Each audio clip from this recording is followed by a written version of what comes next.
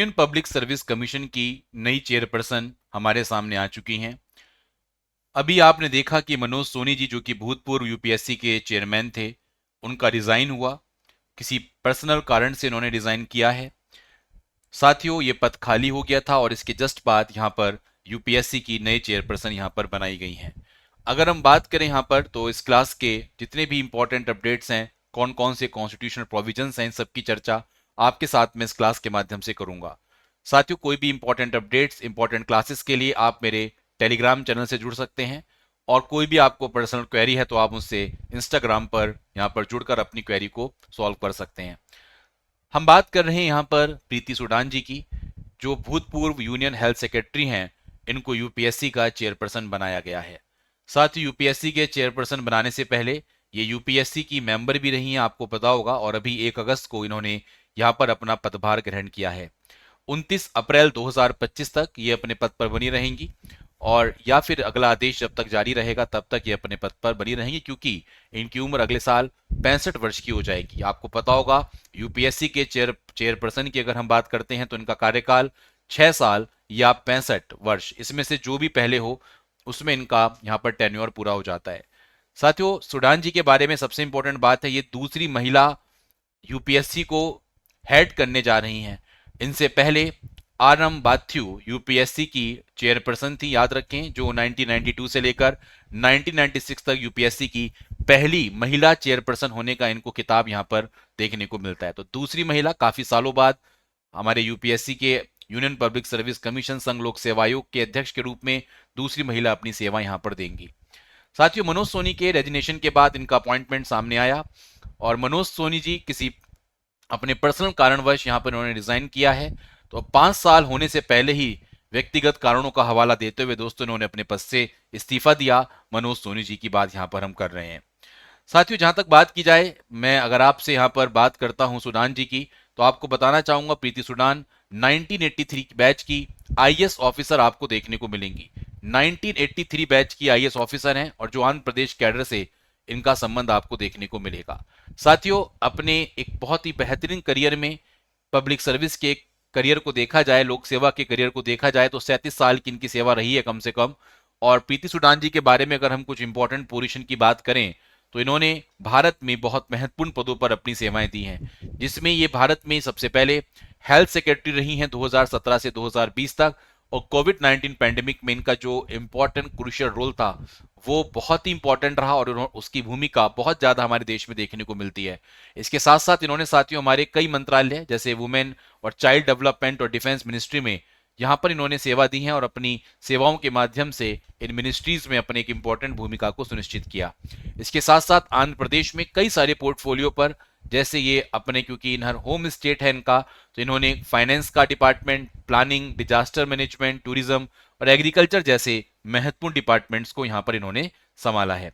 इसके अलावा साथियों, अगर हम बात करें प्रीति सूडान जी के करियर को लेकर, तो इन्होंने नेशनल लेवल पर, इनकी आप अगर देखें तो बेटी बचाओ बेटी पढ़ाओ का एक इनिशिएटिव लिया गया था, और उसके साथ साथ आयुष्मान भारत का जो इनिशिएटिव लिया गया, इसमें इनका सिग्निफिकेंट रोल आपको देखने को मिलेगा। इसके साथ साथ ये वर्ल्ड बैंक की कंसल्टेंट के रूप में भी इन्होंने कार्य किया है, और कई सारे अंतर्राष्ट्रीय संगठनों में ये लीडरशिप पोजीशन में आपको देखने को मिली, जिसमें अगर हम बात करें तो कॉप 8 में, यहाँ पर याद रखें, जो फ्रेमवर्क कन्वेंशन हुआ था टैबैको कंट्रोल के ऊपर, उसमें चेयरपर्सन के रूप में देखने को मिली।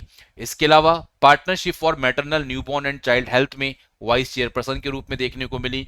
इसी तरीके से ग्लोबल डिजिटल हेल्थ पार्टनरशिप में ये चेयरमैन थी, और डब्ल्यूएचओ का एक इंडिपेंडेंट पैनल बनाया गया था पैंडेमिक प्रिपेयर्डनेस और रेस्पॉन्स में, उसकी भी मेंबर ये देखने को मिली हैं। तो सेवरल की पोजीशन यहाँ पर इनके द्वारा हेल्ड की गई है।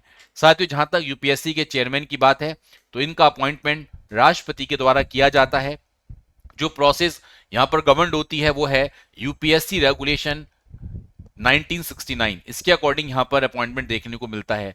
और टेन्योर दोस्तों 6 साल या 65 साल, जो भी एज इसमें पहले हो, वहां तक इनका टेन्योर देखने को मिलेगा। अगर हम बात करें एलिजिबिलिटी की, तो कोई भी पर्सन जिसको 10 साल का सेंटर और स्टेट सर्विसेज में एक्सपीरियंस है, वो यहाँ पर यूपीएससी चेयरमैन के लिए अप्लाई कर सकता है। जैसे कि मैंने आपसे बताया कि ये हमारी सेकंड फीमेल यूपीएससी चेयरमैन है। इनसे पहले कुछ ऐतिहासिक अगर मैं यूपीएससी चेयरमैन की बात करूं, तो हमारे देश में सबसे पहले फर्स्ट चेयरमैन कौन थे, तो सर रोस बार्कर की बात करेंगे, जब देश आजाद हुआ उससे पहले की हम बात कर रहे हैं। अगर हम सबसे पहले भारतीय यूपीएससी चेयरमैन की बात करें तो एच के कृपलानी 1947 में भारत के पहले यूपीएससी चेयरमैन बने, पहले भारतीय यूपीएससी चेयरमैन बने।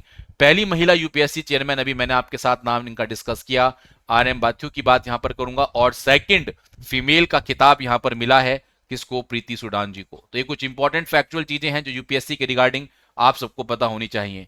साथियों, जहां तक हम कॉन्स्टिट्यूशनल प्रोविजंस की बात करते हैं तो संवैधानिक अगर हम प्रावधानों की बात करें यूपीएससी के रिगार्डिंग तो आर्टिकल 315 से लेकर 323 तक हम पब्लिक सर्विस कमीशन के बारे में बात करते हैं, जिसमें यूपीएससी और स्टेट पब्लिक सर्विस कमीशन की हम चर्चा करते हैं।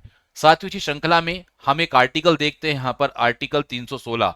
तो आर्टिकल 316 का जो क्लॉज 1A है उसमें अपॉइंटमेंट के बारे में बात की जाती है। तो जो प्रेसिडेंट ने अभी अप्रूव किया है अपॉइंटमेंट प्रीति सूडान जी का, जो कि यूपीएससी की मेंबर रही हैं, तो ये आर्टिकल 316 सब क्लॉज ए में आपको देखने को मिलेगा। इसी के साथ साथ अगर हम बात करते हैं यहाँ पर, जो सोनी जी ने अपना रेजिग्नेशन सबमिट किया है 4 जुलाई को, और प्रेसिडेंट ने सोनी जी का जो रेजिग्नेशन एक्सेप्ट किया था 31 जुलाई को, तो साथियों ये जो रेजिग्नेशन की बात हम कर रहे हैं वो 316 सब क्लॉज 2 में आपको यहाँ पर देखने को मिलेगा। तो यहाँ पर अलग अलग हमारे कॉन्स्टिट्यूशनल प्रोविजंस यूपीएससी के रिगार्डिंग आपको देखने को मिलेंगे। आप सबको पता ही है यूपीएससी की अगर हम बात करें तो हमारे संविधान के भाग 14 में आपको यूपीएससी के बारे में देखने को मिलेगा, यूनियन पब्लिक सर्विस कमीशन के बारे में देखने को मिलेगा।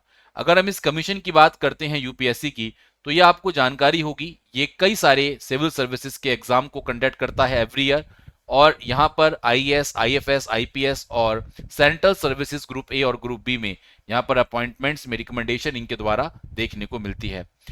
जो यूपीएससी का हमारा अगर हम बात करते हैं कमीशन की, तो इसमें एक चेयरपर्सन होता है और मैक्सिमम इसमें साथियों हमारे 10 मेंबर आपको देखने को मिलेंगे। तो यहाँ पर इस पर्टिकुलर क्लास में मैंने आपके साथ यूपीएससी के चेयरपर्सन, यूपीएससी के कॉन्स्टिट्यूशनल प्रोविजंस और यूपीएससी के कुछ इंपॉर्टेंट ऐतिहासिक फैक्ट्स के बारे में आपसे चर्चा करी है। मैं उम्मीद करूंगा कि इसको कॉपी पर नोट कर लें, यह आपके लिए बहुत इंपॉर्टेंट रोल में आपको देखने को मिल सकता है। साथियों, स्टडी आईक्यू के प्लेटफॉर्म पर आप सभी लोगों के लिए मैं लेकर आ रहा हूं, यहाँ पर आपकी सीरीज चल रही है इकोनॉमिक्स के 500 टॉप क्वेश्चंस की। तो भी स्टूडेंट्स देखना चाहते हैं सुबह 11 बजे हमारे यूट्यूब के चैनल पर इस सीरीज को आप देख सकते हैं। इसी के साथ साथ इंडियन पॉलिटी के टॉप 250 क्वेश्चंस के लिए भी आप हमारी सीरीज को एक्सेस कर सकते हैं, जिसमें कॉम्प्रिहेंसिव कवरेज आपको यहाँ पर हमने प्रोवाइड करी है। और अगर आप हमारे साथियों स्टडी आईक्यू के प्लेटफॉर्म से जुड़ना चाहते हैं तो आप यहाँ पर कोर्स में कॉम्प्रिहेंसिव कवरेज के लिए आप हमारे कोर्स से जुड़ सकते हैं। 5 अगस्त से आपके बैच स्टार्टेड हैं, डीवी सर कोड लगाना आप ना भूलें।